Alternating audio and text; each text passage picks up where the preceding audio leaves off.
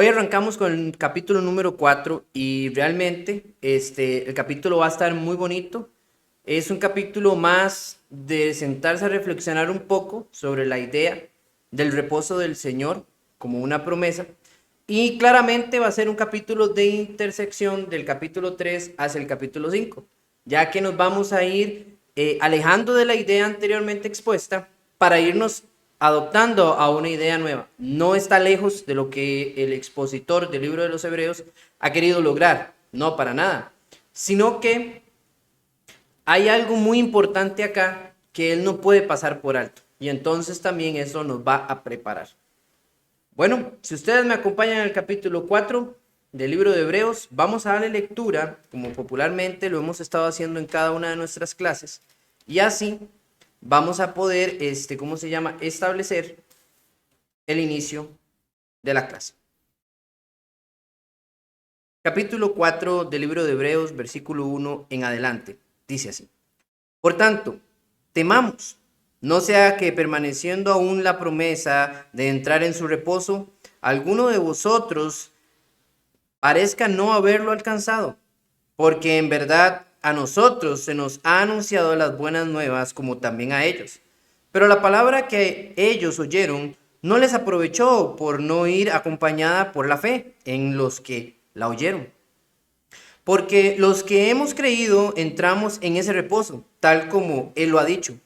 Como juré en mi ira, no entrarán en mi reposo, aunque las obras de Él estaban acabadas desde la fundación del mundo, porque así ha dicho en cierto lugar acerca del séptimo día, y Dios reposó en el séptimo día de todas sus obras. Y otra vez en este pasaje, no entrará en mi reposo. Por tanto, puesto que todavía falta que alguno entre en él, y aquellos a quienes antes se les anunció las buenas nuevas no entraron por causa de su desobediencia, Dios otra vez ha fijado un día, hoy, diciendo por medio de David después de mucho tiempo, como se ha dicho antes: sí, oíd su voz, no endurezcáis vuestros corazones. Porque si Josué les hubiera dado reposo, Dios no habría hablado de otro día después de ese. Queda por tanto un reposo sagrado para el pueblo de Dios, pues Él ha entrado a su reposo. Él mismo ha reposado de sus obras, como Dios reposó de las suyas. Por tanto, esforcémonos por entrar en ese reposo, no sea que alguno caiga siguiendo el mismo ejemplo de desobediencia, porque la palabra de Dios es viva y eficaz, y más cortante que cualquier espada de dos filos. Penetra hasta partir la división del alma y del espíritu, de las coyunturas, de los tuétanos, y es poderosa para discernir los pensamientos, las intenciones del corazón. Y no hay cosa creada oculta a su vista, sino que todas las cosas están al descubierto y desnudas ante los ojos de aquel de quien tenemos que dar cuentas. Teniendo pues un gran sumo sacerdote que trasciende los cielos, Jesús, el Hijo de Dios, retengamos nuestra fe, porque no tenemos un sumo sacerdote que no pueda compadecerse de nuestras flaquezas, sino uno que ha sido tentado en todo como nosotros, pero sin pecado. Por tanto, acerquémonos con confianza al trono de la gracia para que recibamos misericordia y hallemos gracia para la ayuda oportuna. Muy bien, excelente texto y lleno de muchas ideas. Aquí está el versículo, uno de los versículos más famosos del libro de los Hebreos. Todo el mundo lo recuerda, ¿verdad? Vamos a iniciar con las palabras importantes. En esta ocasión solo tengo dos para ustedes y una que ya está repetida, porque ya la habíamos visto. ¿Por qué solo dos? Porque aunque el texto tiene muchas palabras importantes, estas son las que sostienen casi que la base de toda la idea manejada dentro de esta sección: reposo y fe.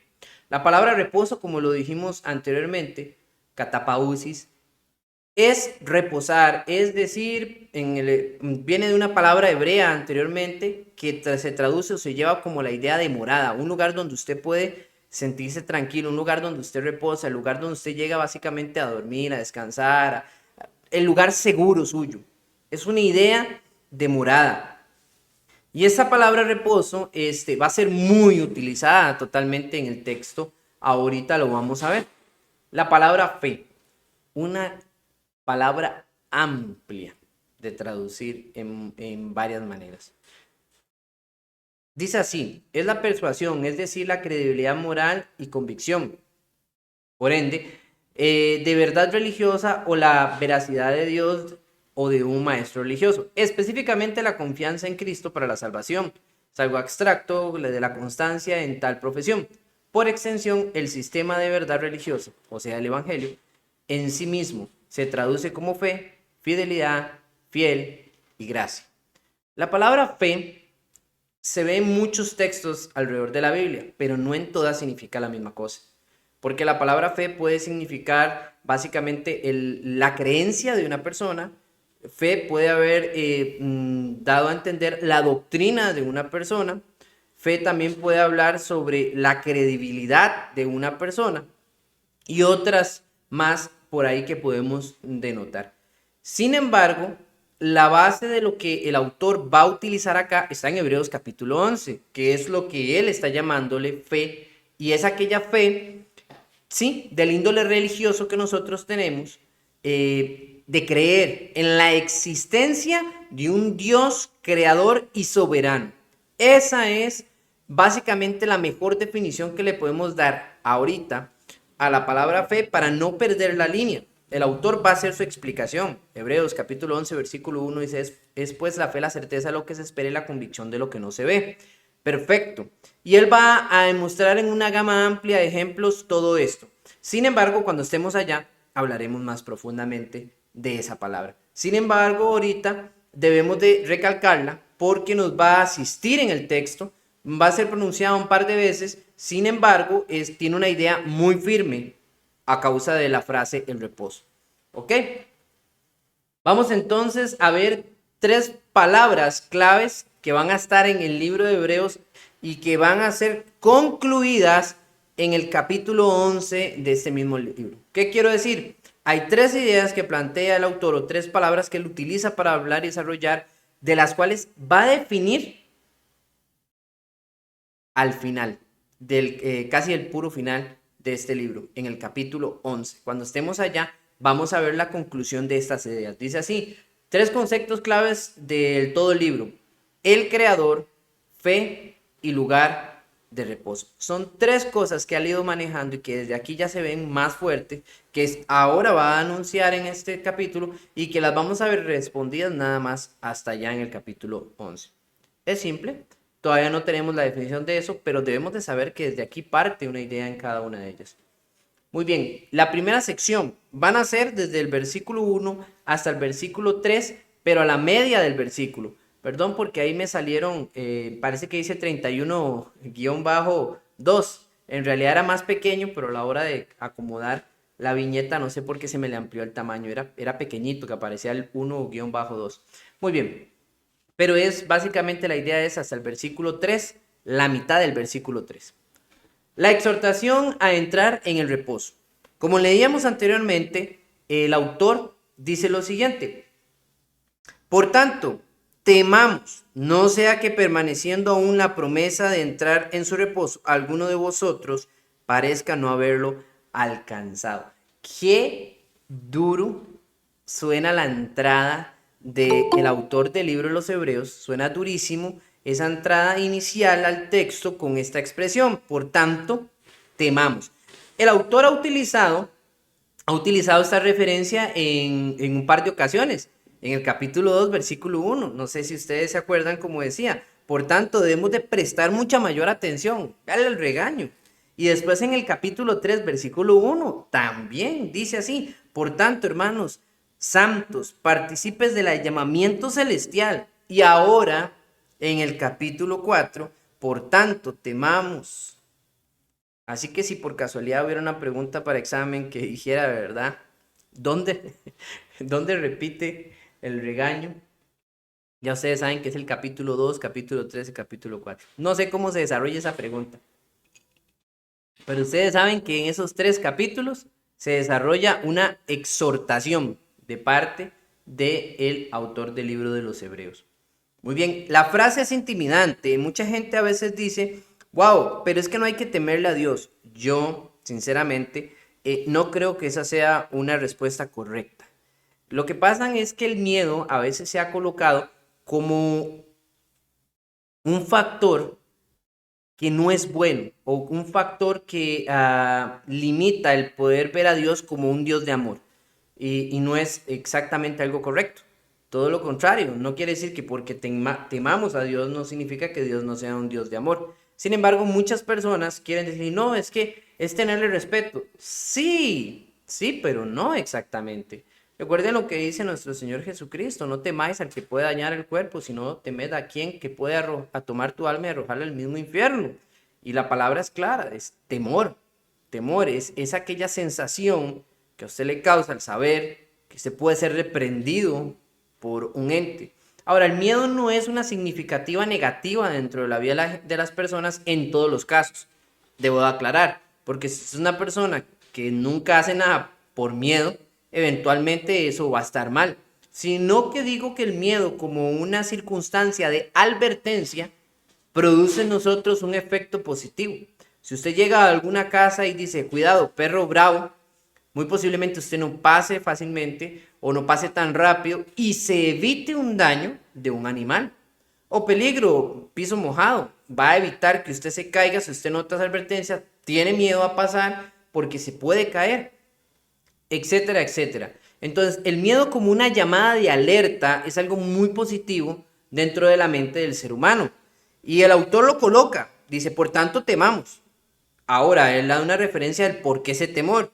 No sea que, permaneciendo aún la promesa de entrar en su reposo, algunos de vosotros parezcan no haberlo alcanzado. Hay una dirección personal hacia ellos. Tienen que temer. No sea que no alcancemos ese reposo. Ahora, coloca una frase interesada, ¿verdad? Él va a colocar aquí una idea muy interesante, pero bueno, el llamado a concientizar en la permanencia de esa promesa. Eventualmente, él está hablando con gente que tiene una ideología o un pensamiento, por así decirlo, de cierto modo judaizante. Muchos de estos fueron judíos practicantes que se han pasado del índole cristiano y conocen el judaísmo porque ha estado en su vida pasada. Sin embargo, quieren deslizarse de nuevo al judaísmo. Por eso, él va a utilizar un vocablo o va a utilizar una forma de expresarse a ellos más conocida o que ellos puedan entenderle. Porque si él hablara, bueno, hablemos de la promesa de la vida eterna, sí, la va a utilizar y lo ha utilizado muchos autores. Sin embargo, él toma la idea partiendo de esto que Jesucristo les había presentado y ahora lo va a colocar dentro de una promesa que se había dado anteriormente, la cual para él seguía en la misma vivacidad y era la misma idea de Dios, traer un reposo. El autor pudo haber hablado de la promesa de la vida eterna y le hubiera sido mucho más fácil que haber puesto el argumento desde este punto. Sin embargo, el haber utilizado esta frase le da demasiado valor a lo que está haciendo. ¿Por qué? Porque está siendo un excelente argumentador. Está colocando una idea que necesita que ellos puedan extraerla desde allá y traerla aquí al presente y entender una idea importantísima. No es exactamente lo mismo, pero sí va con la misma connotación. Entonces, al plantear todo esto hay algo que nosotros necesitamos ver. Vean lo que dice del versículo 2 y 3.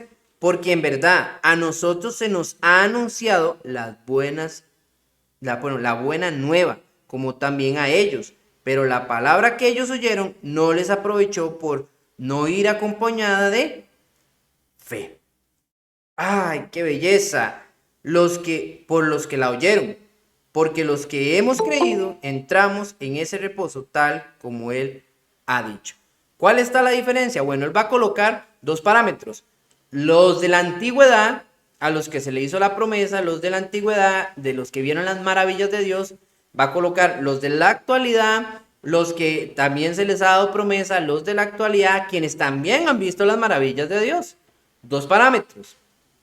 Y él va a agarrarse muy fuerte de lo que sucedió en el pasado para colocarlo como una primicia, como un ejemplo de desobediencia y no solo eso, de la falta de fe. Vean lo que puede producir esa falta de fe dentro de las personas. Perderse de algo maravilloso, perderse de una como de una promesa que solo Dios puede proveernos a nosotros. Había un reposo que Dios había prometido. Eventualmente, desde el momento en el que Dios habló allá en Éxodo capítulo 3 en la zarza con Moisés y le dijo, bueno, los vas a sacar a mi pueblo, lo vas a llevar a la tierra que fluye leche y miel.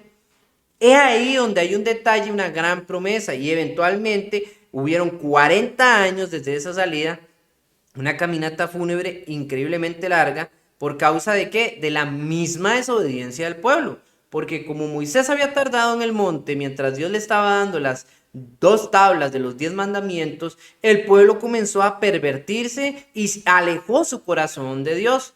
¿Qué fue lo que sucedió? Al Moisés estar arriba, ellos comenzaron a perder la fe de que Dios realmente los había sacado para liberarlos y que Moisés ya se había perdido, que seguro Moisés hasta se había muerto ahí arriba. Entonces comenzaron a tomar las prácticas antiguas que tenían en Egipto y comenzaron a crearse un becerro de oro, el cual les costó bastante caro. Y de ahí en adelante Dios mantiene una ira, una molestia con estas personas, por lo cual los hace vagar 40 años en el desierto. ¿Para qué? Para purificar a esta esencia de personas, para purificarlos a ellos a través de sus generaciones, hasta que viniera una generación más buena. Sin embargo, vamos a ver que casualmente a unos que quedan vivos, como otras generaciones que se van formando, vuelven a caer en singularidad de cosas semejantes a esta, y eso trae una continua contienda.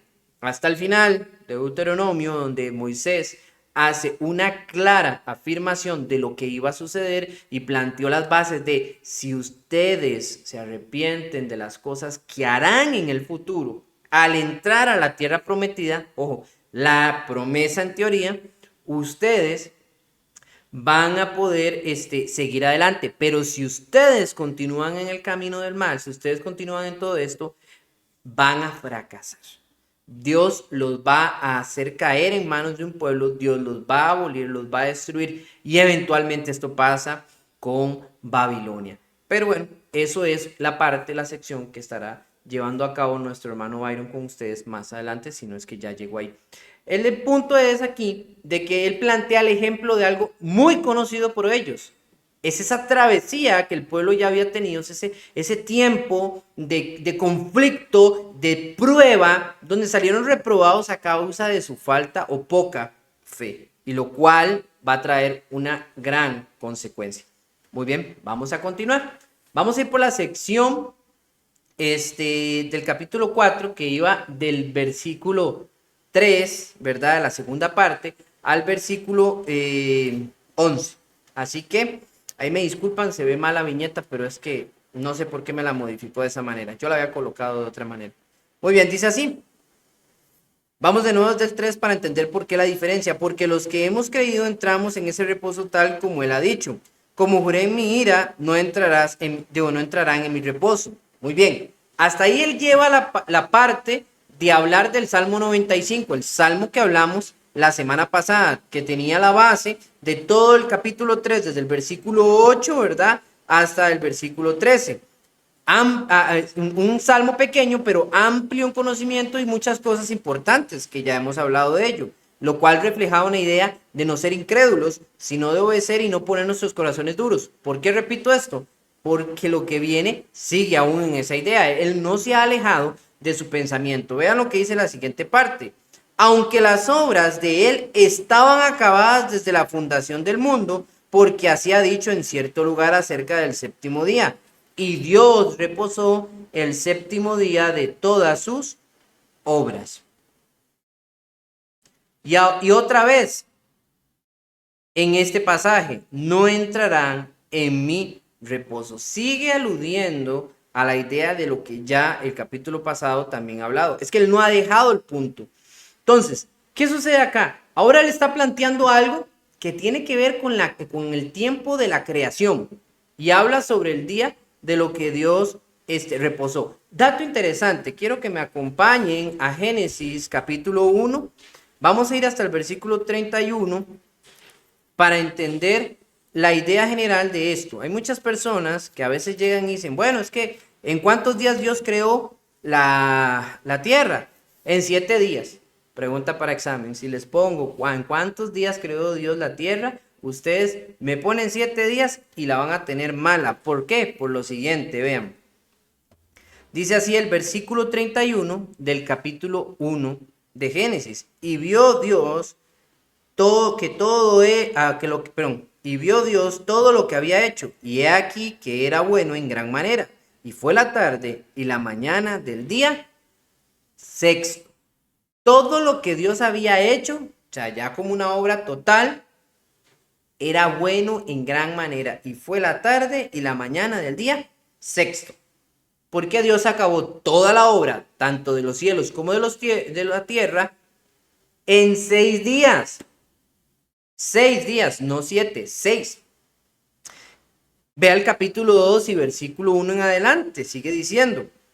Fueron pues acabados los cielos y la tierra y todo el ejército de ellos, y acabado Dios el día séptimo, y acabó Dios en el día séptimo la obra que hizo y reposó el día séptimo de toda la obra que hizo. Y bendijo Dios al día séptimo y lo santificó porque en él reposó de toda la obra que había hecho en la creación. Ahora, aquí hay un problema y que lo voy a colocar en mesa, tal vez no es tanto del interés ahorita, sin embargo lo voy a poner. Mucha gente pelea por el día séptimo basándose en la creencia judía, ¿verdad? Sobre el séptimo día o el Shabbat. Pero es que la idea del Shabbat no es lo que se está manejando aquí en Génesis. En Génesis primero se está diciendo de que Dios, no es que Dios se sentó y se acostó como con usted y yo, ¿verdad? Que pasamos por días de trabajo y llegamos cansados y decimos, esto es mi día de reposo, si es que lo hubiera hoy en día, ¿verdad? Y usted se acuesta ahí en el sofá y dice, voy a descansar. No, no, no, no, no, no, no. Tengamos mucho cuidado porque en realidad esa no es la idea. Cuando dice reposo, lo que quiere dar a entender o lo que va a hablar realmente es como que Dios cesó. O sea, que Dios ya no continuó, ¿qué? Creando. Moisés nos arroja en todo el capítulo 1 y lástima porque el capítulo 2 se come algunos versículos cuando hicieron la división, debieron de haber seguido el capítulo 2 hasta el versículo 3. Sin embargo, lo cortaron un pedacito, porque en el capítulo 2 versículo 4 en adelante, va a ser más bien una explicación de Moisés de lo que pasó en el día 6. Moisés en el capítulo 1 de Génesis comienza a explicar día por día de todo lo sucedido hasta llegar al séptimo. Y en el capítulo 2 se va a devolver para explicar todo lo que sucedió en el día 6. Cuando usted nota eso, se da cuenta porque Moisés anda detrás de una explicación sobre algo. Y es lo que tiene que ver con nosotros, con el hombre. Si usted ve desde el versículo 1 y todavía el versículo del capítulo 2, el versículo 3 sí, el versículo 3, usted va a notar que sigue hablando los cielos y la tierra. Y hay un detalle que usted y yo necesitamos entender. Moisés nos dijo cómo fue lo que Dios todo hizo en la tierra, pero nunca en los cielos. Pero Dios también estaba creando, no solo en la tierra. Entonces, nosotros tenemos que entender que esos días fueron los días de creación y el día 7 fue el día de cesar de crear, o sea, el día que Dios dijo, bueno, hasta aquí. Y Dios bendijo todo lo que había creado. Y ahí sí dice que tanto los cielos como la tierra. Anteriormente, las frases que se han utilizado para hablar de bendición fue sobre fructificarse a los animales y al ser humano. ¿Cómo?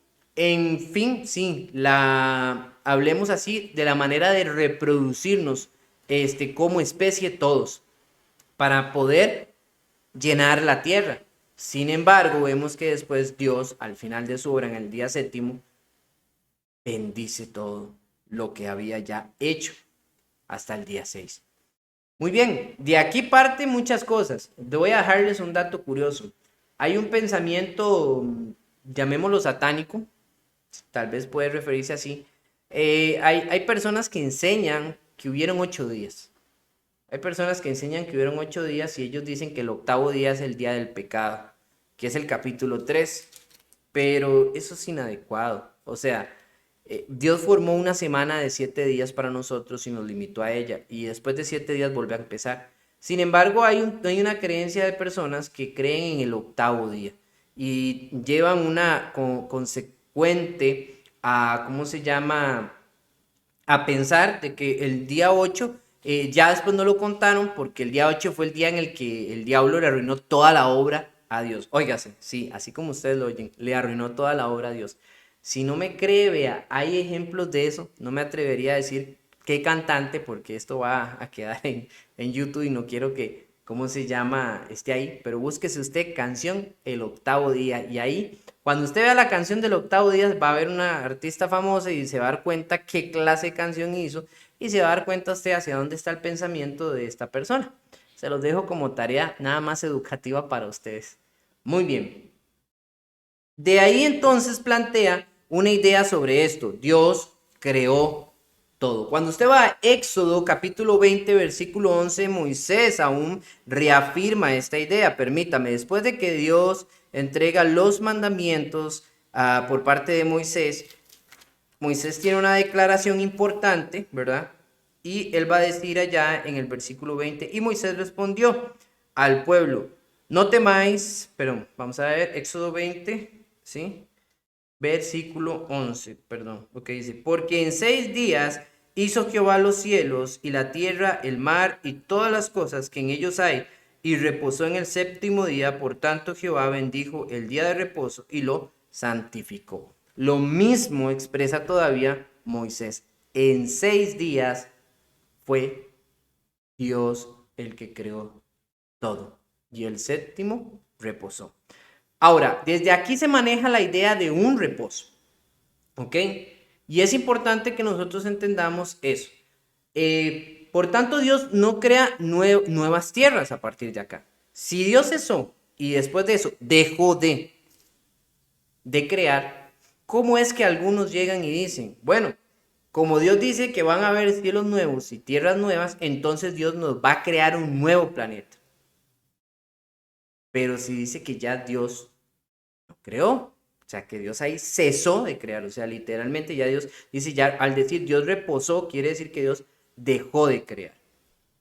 ¿Podría eso limitar que Dios creara más cosas? Tal vez no, pero Dios nunca es contrario a su palabra. Si Dios ha creado todo, yo pienso que como el autor lo expresa acá, él ha colocado inclusive todo eso nuevo que de alguna u otra manera nos ha de dar.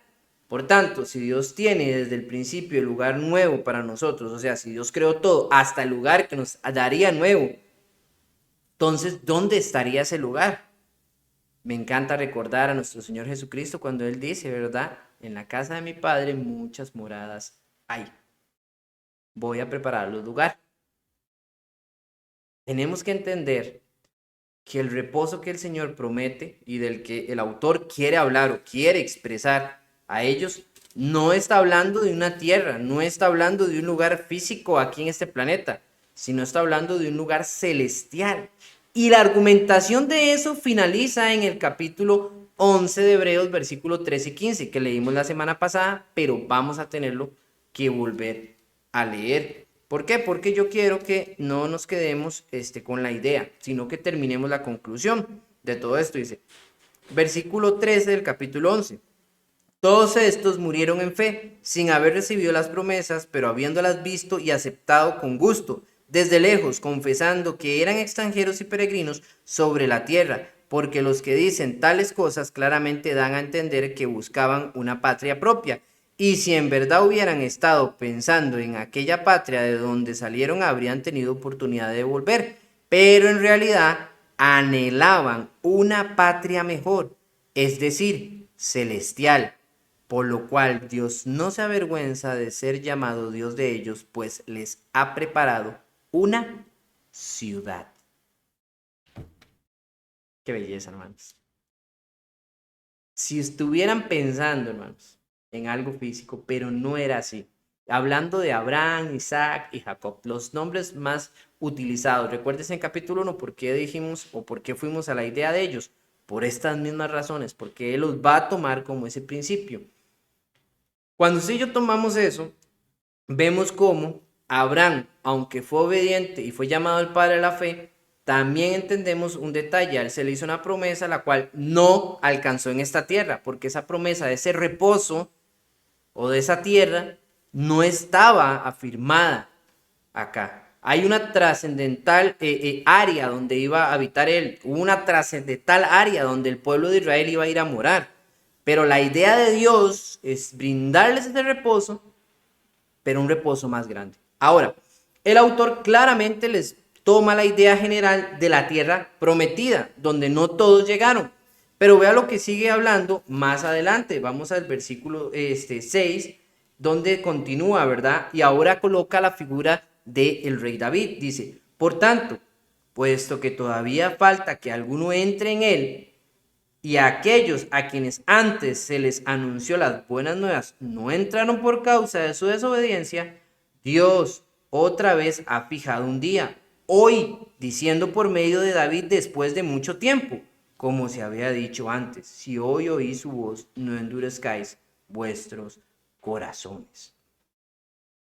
Me encanta porque vuelve la idea, o sea, otra vez Dios ha levantado una promesa, recuerden, ustedes llegaron a la patria, ya David estaba en la tierra prometida, ¿no? Era el rey de Israel y aún así él habla sobre no endurecer nuestros corazones, ¿para qué? Para poder obtener esa promesa. Y esa idea grandiosa que está ahí es donde él utiliza y dice, bueno, ellos entraron, sí, algunos no entraron por incrédulos, ¿verdad? Y desobedientes, otros sí entraron, pero aún los que entraron tenían la idea de que no debían de endurecer sus corazones porque la promesa aún estaba. Entonces, ¿cuál promesa? La promesa de la vida eterna. Y eso es lo que él coloca y le dice a aquellos cristianos que están abandonando la cristiandad y se están yendo al judaísmo. Bueno, si ustedes van detrás de aquellas promesas, ven a ver cómo les va. Porque nosotros estamos mejor detrás de la promesa. Si ustedes se dejan ir y guiar por esto, van a perderse. Y finalmente en el versículo 8 al 11, vea cómo va concluyendo ya con la idea. Porque si Josué les hubiera dado el reposo, ¿quién los metió a la tierra prometida? Josué, el que tomó, ¿verdad?, la vara y entró y dice, y si Josué les hubiera dado reposo. Aquí hace una argumentación preciosa. Dios no habría hablado de otro día después de ese. Queda, por tanto, un reposo sagrado para el pueblo de Dios. Pues el que ha entrado a su reposo, él mismo ha reposado de sus obras, como Dios reposó de las suyas. Por tanto, esforcémonos por entrar en ese reposo, no sea que alguno caiga siguiendo el mismo ejemplo de desobediencia. El autor habla solo de un personaje, dicen. Él, vea pues, el que ha entrado a su reposo. Solo hay uno que ha entrado a su reposo. Recuerde lo que dice Pablo. Dice que Jesús es la primicia ya en capítulo 15. Dice que Jesús es las primicias. Cuando habla sobre ese cuerpo transfigurado que vamos a recibir, dice que será igual como el Señor. Él es la primicia de lo que nosotros vamos a recibir también un cuerpo transfigurado. Y el Señor fue ascendido al cielo. Esa idea es la franca entrada que va a utilizar después para hablar del sacerdocio y ponerlo a él como en el lugar santísimo, que es aquel lugar donde mora Dios. Pero de eso vamos a hablar más adelante. Sin embargo, desde aquí dice que solo hay él, solo uno, ha entrado a su reposo, así como Dios entró a su reposo. Entonces nos da una idea genial. ¿Cuál es?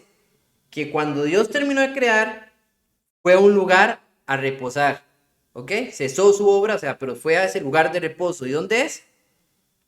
El cielo, donde los mismos autores de la Biblia nos dicen, fue ascendido al tercer cielo, fue llevado ante la presencia de Dios. Y dice después el autor, ¿verdad? También en esta misma idea, ¿cuál es? Pero solo hay uno que ha entrado también en su reposo. O sea, todos aquellos personajes anteriores no han entrado en su reposo. Los que fueron desobedientes y aún los que tenían fe. Pero hay uno que sí entró en su reposo. ¿Quién es?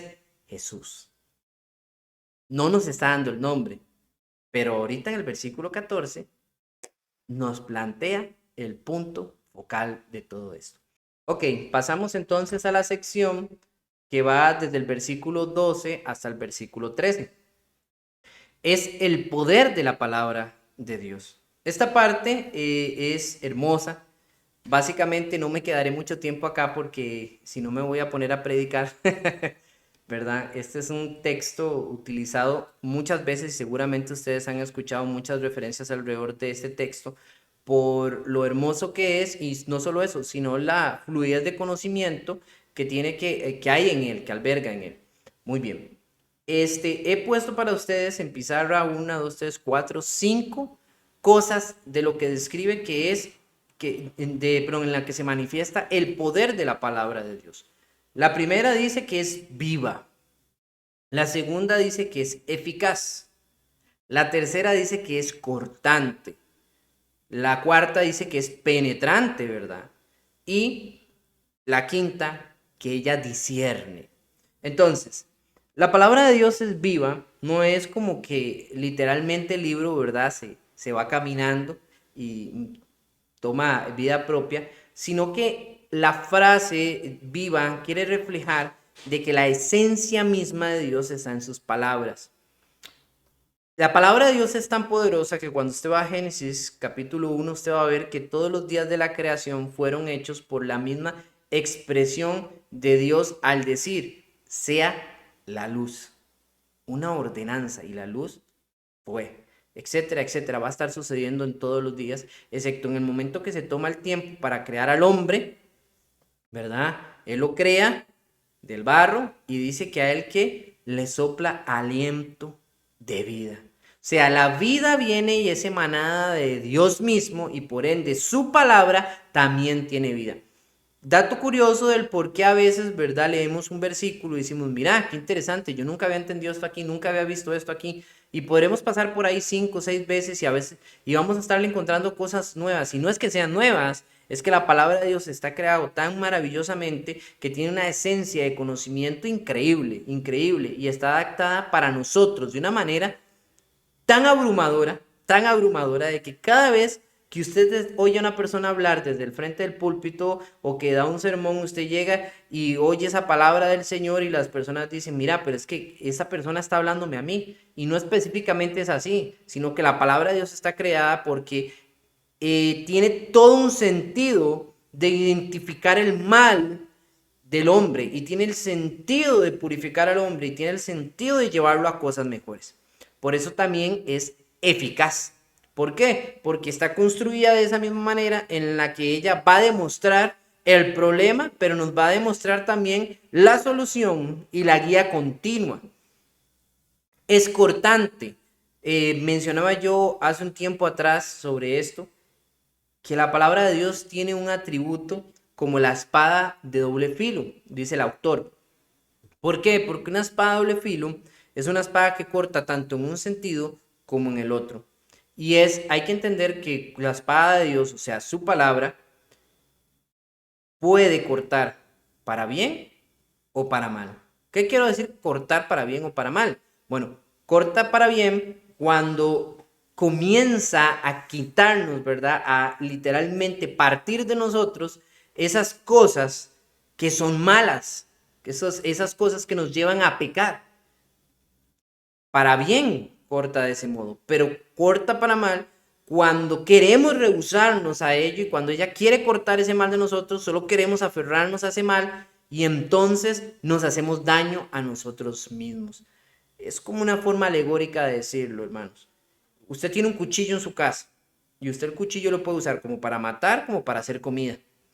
Lo mismo sirve la palabra de Dios. Cuando usted la utiliza de una manera agresiva, confrontativa, usted puede destruir la mente de alguien, usted puede dañar a alguien, pero cuando usted la usa para salvar a esa persona con amor, con eficacia, usted puede darle vida a ese sujeto o a esa dama que tenga usted al frente.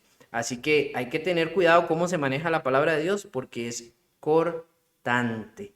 Y dice que penetra y da 4 expresiones de cómo penetra. Dice, penetra dice que va del alma, el espíritu, las coyunturas y los tuétanos. Básicamente nos va diciendo que vienen unas tocadas desde adentro hacia afuera.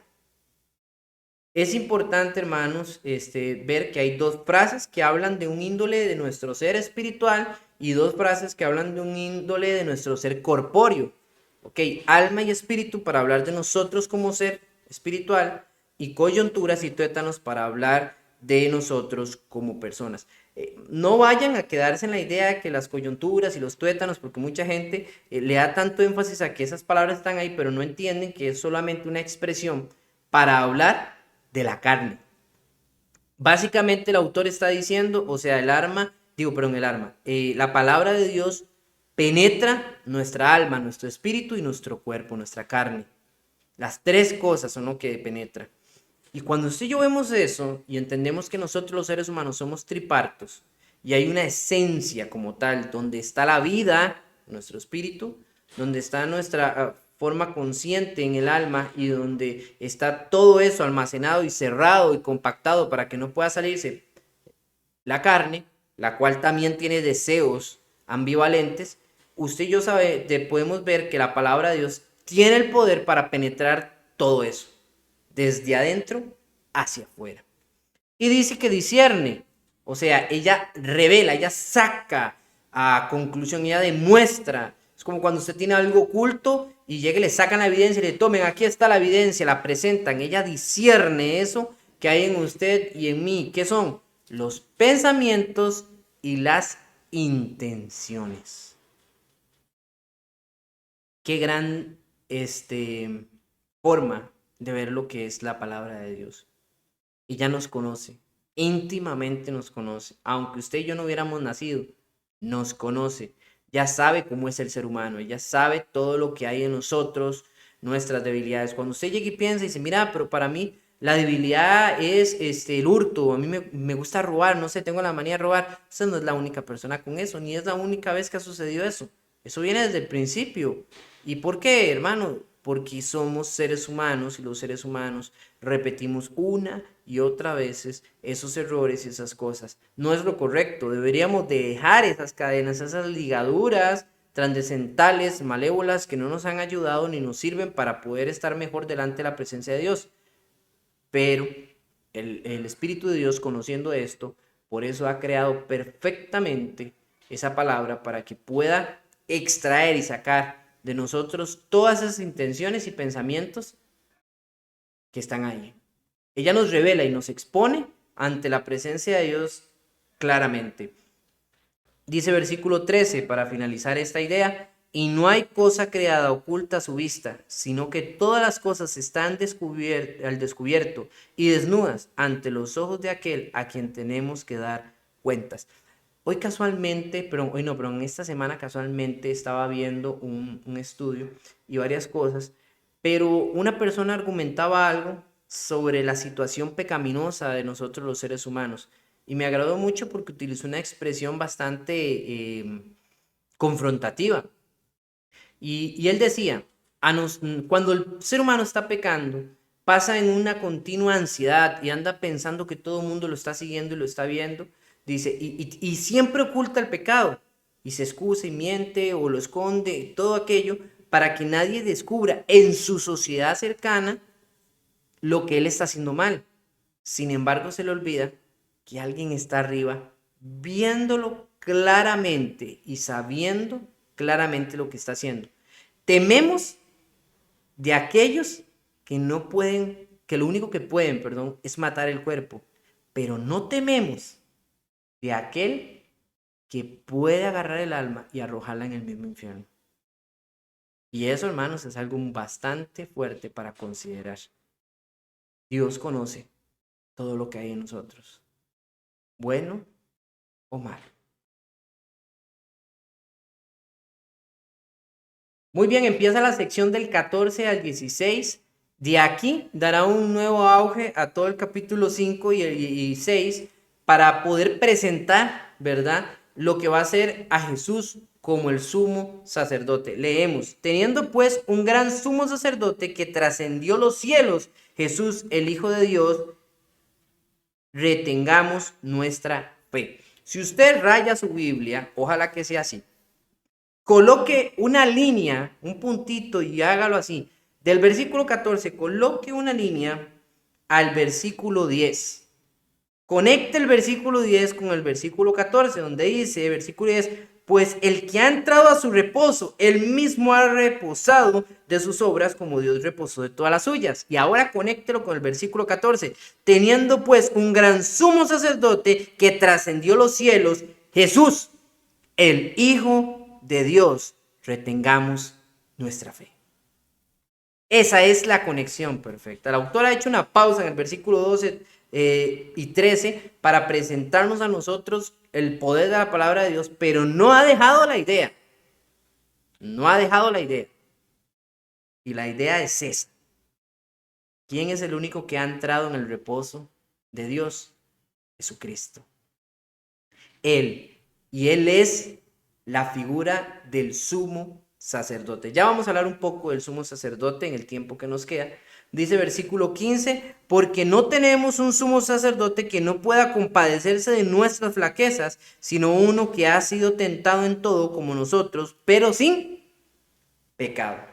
Mateo capítulo 4, todo el capítulo 4, y de ahí en adelante todo lo que viene en la historia de Jesús, vamos a encontrar multitud de tentaciones a Jesús.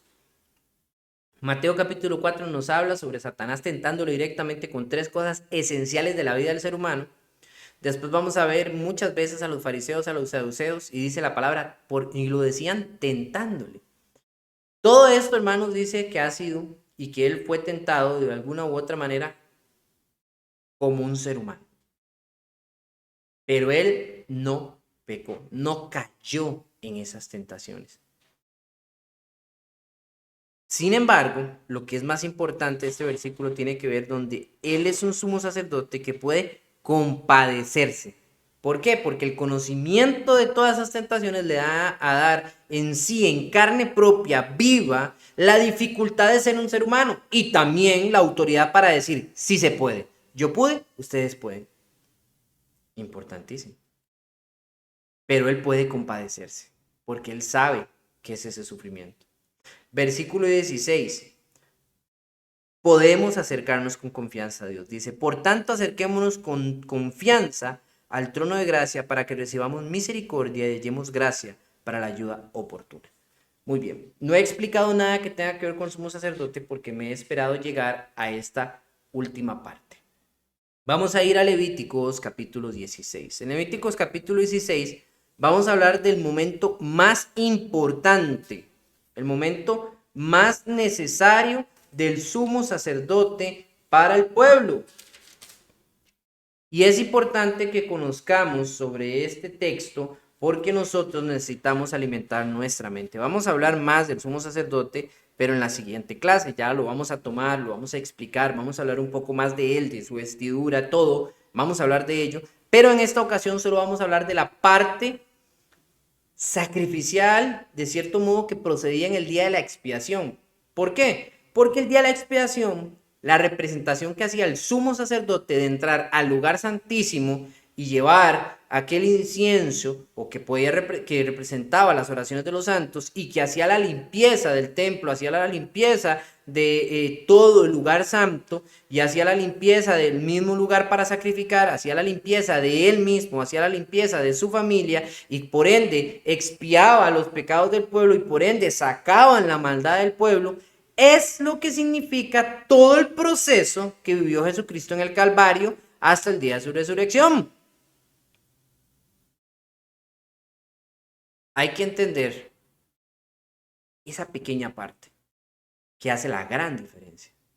Y estos últimos minutos van a estar dedicados. Si usted me acompaña en el capítulo 16 de Levítico, vamos a ver toda la secuencia. Yo los invito a que usted lea en casa todo el capítulo 16. Está lleno de mucho contenido que a primera mano puede ser confuso, pero que tiene una información esencial para cualquier cristiano, no porque lo vayamos a replicar, sino para entender el sacrificio de Cristo.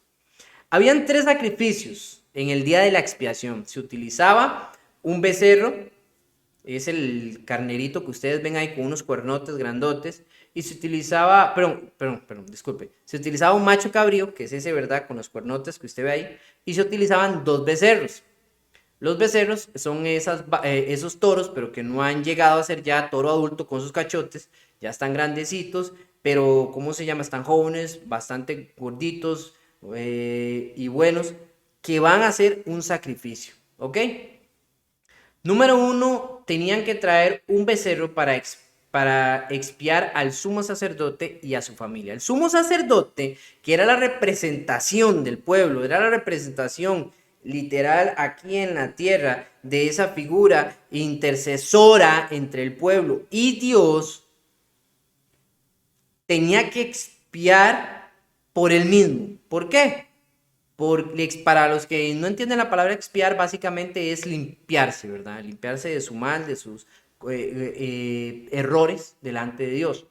Y dice el versículo 11, entonces Aarón ofrecerá el novillo de la ofrenda por el pecado, que es por sí mismo, y hará expiación por sí mismo y por su casa, y degollará el novillo de la ofrenda por el pecado hecha por sí mismo.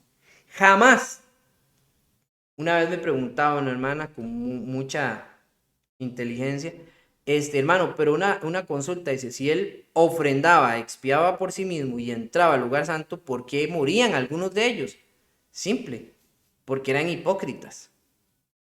Eran hipócritas, o sea, ellos hacían esto por hacerlo, pero realmente no estaban bien delante de Dios. O sea, yo creo que ustedes entiendan que detrás de esto no había simplemente solo un proceso, sino también había un concepto espiritual genuino.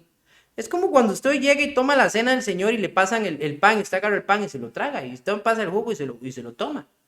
Y ya. Eso hay un elemento físico, pero también hay un elemento espiritual. ¿Y cuál es? Usted debe de reflexionar en la muerte de Jesucristo. El pan representa su carne. Usted debe reflexionar lo duro que fue para Jesús. Los golpes, la sangre, todo lo que le pasó, la humillación, cómo lo golpeaban. Eso usted lo debe de reflexionar. Y a la hora de tomar el jugo, debe reflexionar en la sangre de Cristo que fue derramada por usted. El Señor dice, haced esto en memoria de mí. ¿Ven? Entonces, una acción física con una acción espiritual. Lo mismo sucede acá. Es una acción física, el sacrificio de estos animalitos, pero con una acción espiritual. Y si hace la física, pero la espiritual no está sucediendo, de nada sirve. Eso es como yo se lo digo a muchas personas, es como cuando usted llega y la llevaron a bautizarse y la hundieron en el agua, pero usted ni siquiera sabía qué estaba haciendo. Nada más le dijeron, hay que bautizarse, usted se bautizó y ya. Y si usted no sabe lo que estaba haciendo, no tiene efectividad, porque es algo espiritual con algo físico. Usted tiene que entender las dos cosas para que procedan delante de Dios genuinamente. Entonces, ese becerro lo ofrecía el sacerdote por sí mismo. ¿Por qué? Porque él tenía error. En Jesucristo eso no sucedió, como dice el autor.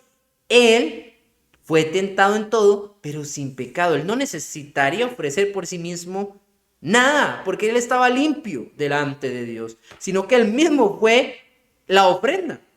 Versículo 15 dice, después degollará al macho cabrío de la ofrenda por el pecado que es por el pueblo, y llevará su sangre detrás del velo, y hará con ella, como hizo con la sangre del novillo, y la rociará sobre el propiciatorio, delante del propiciatorio.